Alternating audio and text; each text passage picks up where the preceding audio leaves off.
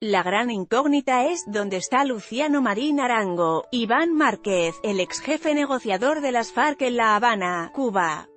Se tendría que haber posesionado en el Congreso de la República el 20 de julio de 2018.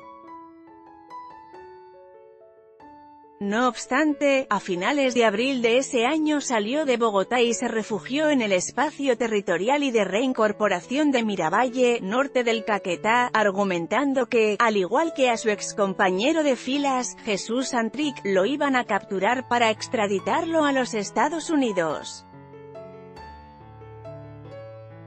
La razón, la acusación que aún tiene tras las rejas a Santrich, una supuesta conspiración para enviar cocaína al país del norte.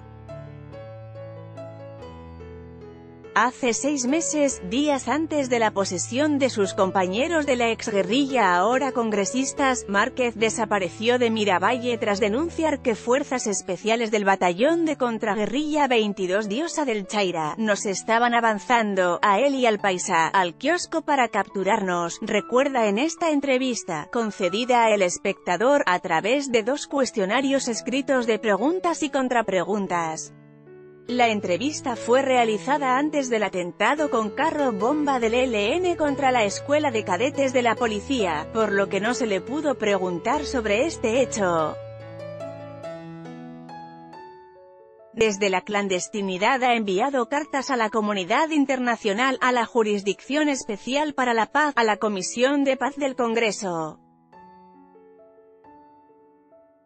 Por su cuenta en Twitter ha enviado mensajes reiterativos sobre lo que llama el montaje contra Santrich y la traición al acuerdo de paz. Su última aparición la hizo el pasado 12 de enero, a través de un vídeo en el que arremetió contra los que calificó enemigos de la paz. Para algunos, el mensaje deja dudas sobre su continuidad en el proceso de paz. De este tema, la dejación de las armas y el futuro de otros excomandantes guerrilleros hoy ausentes de los espacios de reincorporación, hablamos con Márquez. Sobre todo porque la Jurisdicción Especial para la Paz, JEP, lo citó personalmente para el próximo 14 de marzo con el fin de que entregue su versión voluntaria en el caso 001, que indaga sobre secuestros, asesinatos y desapariciones forzadas durante el conflicto. ¿Qué decirles a quienes preguntan dónde está el ex jefe negociador de las FARC? Estoy construyendo el relato de mis percepciones sobre el proceso de paz, recogiendo el sentir de la base guerrillera y de varios mandos. Nunca Colombia había estado tan cerca del fin de la rebelión armada o su apaciguamiento a través de una negociación. Pero, desgraciadamente, una intolerancia desadaptada frente a los cambios positivos y, sobre todo, el analfabetismo de algunos soberbios que aún no logran entender la paz como derecho síntesis, tienen al borde del fracaso el esfuerzo extraordinario de La Habana. Lea también, En busca de Iván Márquez y El Paisa. ¿Y cómo siente a los excombatientes en los espacios territoriales? Al conocer la cifra de los exguerrilleros y líderes sociales asesinados, ellos no dejan de pensar que pueden ser los próximos. ¿Cuál es su situación actual frente a la JEP, teniendo en cuenta que el gobierno pidió abrirle a usted un incidente de incumplimiento? A la JEP la presiona no solamente el presidente Duque, los elementos más recalcitrantes de su facción política, a la fiscalía que allana su sede y rapta sus papeles de trabajo, sino también la embajada de los Estados Unidos. Al consejero del posconflicto, Emilio Archila, le recomiendo con respeto ponerles freno a sus deducciones subjetivas en torno al cumplimiento de los acuerdos para que pueda aterrizar en la realidad del proceso de paz de Colombia. El problema es que siguen pensando equivocadamente que la JEP no es para todos los involucrados en el conflicto sino para una sola de las partes y el presidente se da el lujo de decir que les cumplirá las bases, pero que con los comandantes la cosa será distinta. Eso genera desconfianza porque encierra una gran inseguridad jurídica. La JEP lo citó personalmente, para el 14 de marzo, con el fin de que entregue versión voluntaria sobre casos de secuestro. ¿Usted se va a presentar? Hay mecanismos establecidos para ello. ¿Para qué forzar una realidad distinta a lo acordado? Hay que entender que conducir al banquillo a una sola de las partes por el prurito de la venganza, cuando son dos las involucradas, no es más importante que el hecho mismo de la paz. Ese es el gran triunfo de Colombia, el que tenemos que defender todos. Tenemos que dejar atrás las ocurrencias de un sector recalcitrante que actúa como si no fuera el principal responsable del conflicto. Que no se hagan los locos. ¿Pero usted sigue comprometido con aportar verdad y justicia en la JEP? Todos los involucrados en el conflicto deben aportar verdad a través de los mecanismos convenidos y no de los ideados por el capricho unilateral de un alto dignatario que cree que los acuerdos pueden ser modificados a su parecer. La verdad se aporta de manera colectiva, a través de abogados o de un escrito. Y esto es válido para la cúpula política que emitió órdenes para los terceros involucrados o agentes civiles del Estado, los partidos, los ganaderos, los empresarios que han financiado al paramilitarismo. Comparemos el texto original del acuerdo y constataremos que lo que hoy quieren hacer valer es un Frankenstein parcializado que se resiste a olvidar el derecho penal del enemigo. ¿Por qué en su más reciente aparición, a través de un video, afirmó que fue un error haber pactado la dejación de armas sin antes negociar la reincorporación política y económica de los excombatientes de las FARC? Esto fue entendido como si estuviera arrepentido de haber dejado las armas. Fue un error porque la experiencia de una organización como las FARC no previó que con ese paso desesperado estábamos sembrando el germen de la perfidia del Estado, que es el incumplimiento del acuerdo en sus aspectos esenciales. Entonces es comprensible que algunos desde el establecimiento piensen que ya desarmada la guerrilla, ninguna voz desarmada puede exigirles cumplimiento.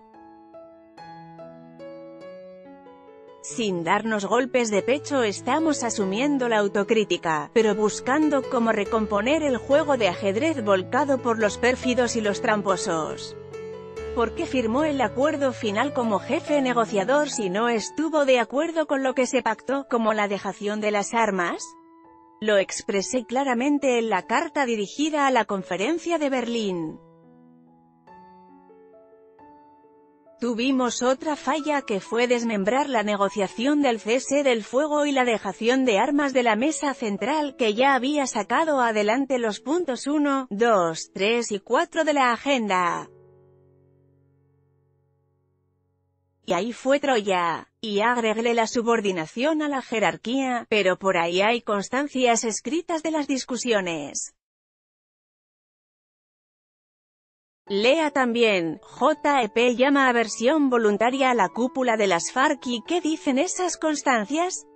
Comenzamos hablando en la mesa de la colocación de las armas lejos de su uso, como en Irlanda, de su retiro de la política.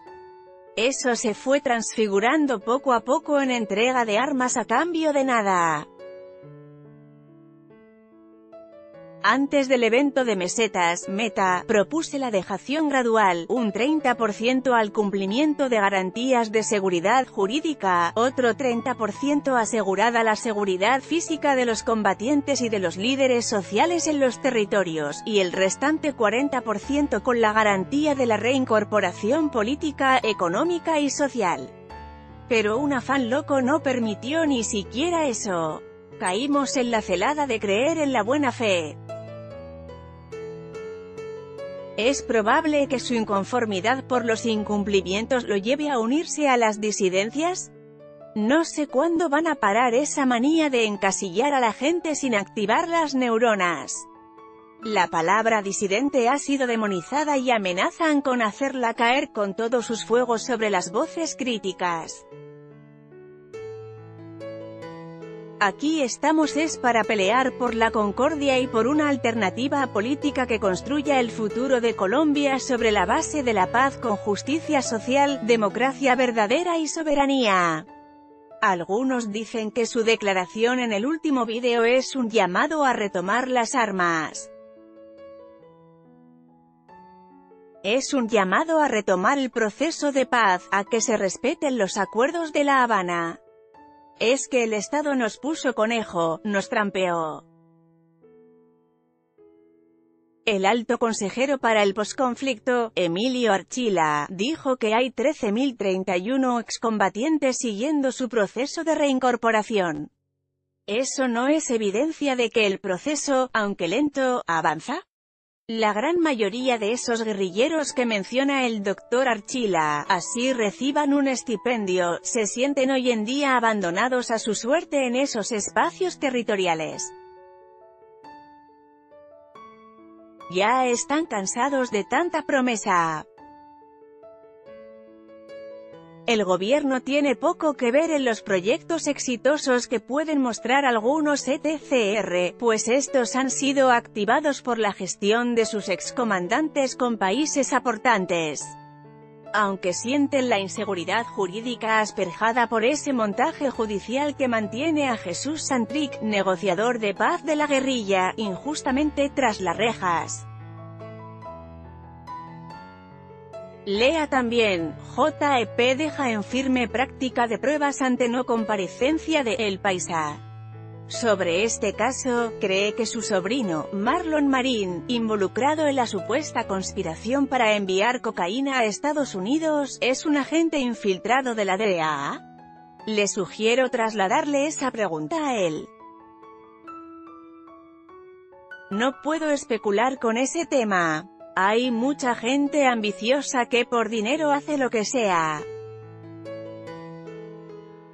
El montaje contra Santrich es tan burdo que el agente de la DEA Brian Wittek, al percatarse de que los informes de Marlon Marín carecían de contundencia, vino a Colombia a pedirles a los otros detenidos en el montaje que involucraran a Santrich. Esos procedimientos hieren. Tras el incidente de incumplimiento que avanza en la JEP contra Hernán Darío Velázquez, El Paisa cree que este no regresará al proceso de paz. Ni El Paisa ni nadie ha manifestado que se sale del proceso de paz. Me consta que ha trabajado con todas sus fuerzas por ella, pero quiere la paz como todos nosotros, sin trampas y sin perfidia. Otra cosa es que lo saquen a uno, y esa decisión con sus consecuencias le corresponde asumirla a quien la tome. ¿Qué pasa si la JEP le quita los beneficios al Paisa, tras decidir sobre el incidente de incumplimiento? Hoy la JEP es una institución presionada y asediada por la actual administración, el partido de gobierno, el fiscal Néstor Humberto Martínez y el embajador de los Estados Unidos Kevin Whitaker. Este último, por ejemplo, pisoteando la soberanía jurídica de Colombia, no cesa su cantinela insistente de preguntar cuándo se va a extraditar al primer guerrillero luego del acuerdo de paz. En la emisora La W, la vicepresidenta de Colombia, Marta Lucía Ramírez, dijo que si la JEP no extradita a Santrich, al presidente Duque no le temblará la mano para controvertir a la justicia. ¡Qué perla! ¿Le retorcerán entonces el cuello a la JEP? Dejen que la Jurisdicción Especial resuelva en derecho y en su autonomía todo lo que tenga que resolver a favor de la paz.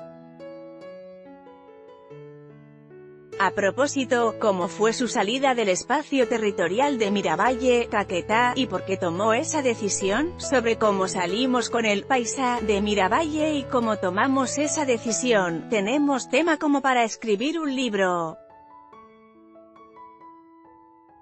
Nos dimos cuenta que fuerzas especiales del batallón de contraguerrilla 22, Diosa del Chaira, nos estaban avanzado al kiosco donde nos encontrábamos. A las 9 de la noche de julio de 2018, emprendimos envueltos en la oscuridad la retirada cordillera arriba. Después nos enteramos que el comando del ejército había desplegado en Guacamayas y el río Pescado, norte del Caquetá, una cortina de cierre compuesta por 600 soldados profesionales.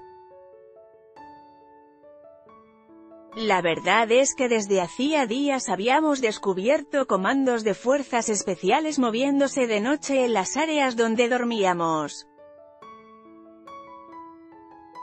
Ya sabíamos que el bimotor de inteligencia que nos sobrevolaba todos los días era un avión de inteligencia de los Estados Unidos que en su rutina aparcaba en el aeropuerto Benito Salas de Neiva en misión Top Secret. Siempre nos tenían los drones encima, vigilando. Cerca a Chorreras, en la vía San Vicente-Neiva, comandos encapuchados pararon, fusil en mano, una camioneta parecida a la del paisa, creyendo que en ella se movilizaban los dos objetivos de alto valor. Bueno, dejemos por ahí esta historia. ¿Cuáles son las garantías que exige Iván Márquez para regresar a la vida pública y ocupar su curul en el Senado? Mi repliegue de la vida pública fue marcado por la detención de Santrich, surgida del concierto para mentir del embajador de los Estados Unidos y el fiscal general a través de un montaje judicial, y por la forma descarada como hicieron trizas el acuerdo de paz en el Congreso, con el visto de las otras instituciones. Unos tipos que nunca fueron plenipotenciarios en la mesa rediseñaron el acuerdo como les vino en gana. Donde se ha visto que un acuerdo de paz, luego de firmado por las partes, pueda cambiarse así porque sí. Creo que puedo luchar por mi país y la gente del común y por los que viven en las catacumbas de la exclusión desde el espacio que me sea posible. ¿Y por qué no ocupar la curul para luchar por sus ideas? La curul, así sea importante, es lo de menos. Yo no he luchado 38 años en la guerrilla solo por una representación en el Congreso. Ya en el 86 fui representante a la Cámara por la Unión Patriótica surgida del Acuerdo de Paz de la Uribe, Meta, y, como recordará, ese partido fue barrido a plomo. Los sucesos de Miravalle buscaban eliminarnos físicamente o al menos capturarnos y extraditarnos. La carta que dirigimos a la JEP daba cuenta de nuestro trabajo y compromiso. Me gustaría con mis compañeros convocar conciencias codo a codo con los liderazgos sociales y políticos del país, para activar la esperanza de la paz. La Corte determinó que en los próximos 3 gobiernos no se podía modificar lo acordado. Esto se convirtió en letra muerta. Como lo sabe todo el país, tiene que ver algo su separación del proceso de paz con la presión que ejercen Colombia y Estados Unidos sobre el gobierno de Nicolás Maduro para que abandone Miraflores. En absoluto. Pero no estoy de acuerdo con esa política equivocada. Colombia tiene que rescatar el decoro y no actuar como peón ciego de poderosos intereses geoestratégicos. Lea también, sin pruebas de Estados Unidos, JEP decidirá extradición de Jesús Santrich. ¿Tiene algún tipo de interlocución con los garantes internacionales del acuerdo de paz? No, lamentablemente. Pero para ello siempre tengo dispuesto en el corazón un sentimiento enorme de gratitud. Los colombianos no debemos dejar de valorar todo lo que han hecho Cuba y Noruega, Venezuela y Chile por nosotros, por la paz. ¿Qué pasó con los otros exmandos medios de las FARC? Quizás 8 más, quienes también abandonaron los ETCR el año pasado. Tengo entendido que están por ahí tratando de incidir para que las cosas cambien a favor de los colombianos, de la gente del común.